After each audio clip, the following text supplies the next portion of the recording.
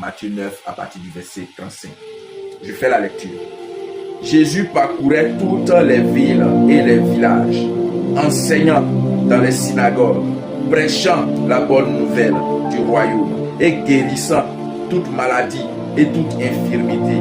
Voyant la foule, il fut ému de compassion pour elle, parce qu'elle était languissante et abattue, comme des brebis qui n'ont point de berger.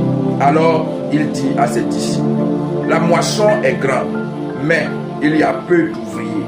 Priez donc le maître de la moisson d'envoyer des ouvriers dans sa moisson. Alléluia.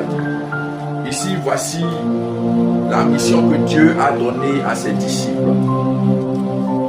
Nous voyons que Jésus-Christ, lorsqu'il a commencé à faire la mission du Seigneur, de Dieu, à l'âge de 30 ans, tout son parcours durant la mission n'a seulement été que pour que le nom de Dieu, pour que les âmes puissent être gagnées à Dieu.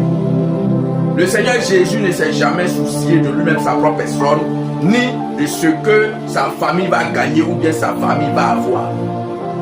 Mais il s'est toujours soucié de comment faire pour que les âmes, ceux-là même qui sont dehors, puissent véritablement venir au Seigneur de par l'évangile. Et aujourd'hui, le Seigneur a permis que l'évangile puisse être propagé parce que ça a commencé par les 12 disciples. Lorsque Jésus-Christ n'était pas encore venu, l'évangile était seulement resté en Israël. C'est-à-dire avant l'arrivée de Jésus, si tu veux prier, si tu veux que le Seigneur te pardonne, il faut aller jusqu'à Jérusalem. Et puis tu rentres dans la tente qui est là-bas. Il y avait une seule tente, il y avait une seule église. Et tu t'en vas là-bas, c'est là-bas tes péchés te sont pardonnés. Et puis tu reviens en Côte d'Ivoire.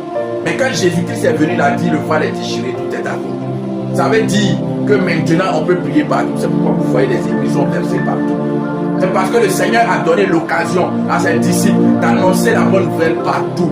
De permettre que nous puissions avoir la parole de Dieu partout. De permettre que nous puissions avoir accès à la parole de Dieu. Mais je vais vous dire quelque chose. À cause de cette Bible, il y a des gens qui sont morts. Des milliers de personnes sont mortes. Parce qu'on dit qu'ils n'ont pas droit à avoir l'évangile. Ils n'ont pas droit à avoir la parole de Dieu. Il y a eu un grand sacrifice pour que nous aujourd'hui nous puissions nous balader avec la Bible sans toutefois être inquiétés. Avant, on ne pouvait pas. Avant, ceux qui lisaient la Bible se cachaient dans les maisons. Il y a encore des endroits dans le monde entier où les chrétiens se cachent pour écouter la parole de Dieu. Quand on dit qu'ils sont chrétiens, ils sont obligés de se cacher, sinon ils vont mourir. Il y a encore ces endroits-là aujourd'hui, dans le monde entier. Mais aujourd'hui, nous avons la chance, nous avons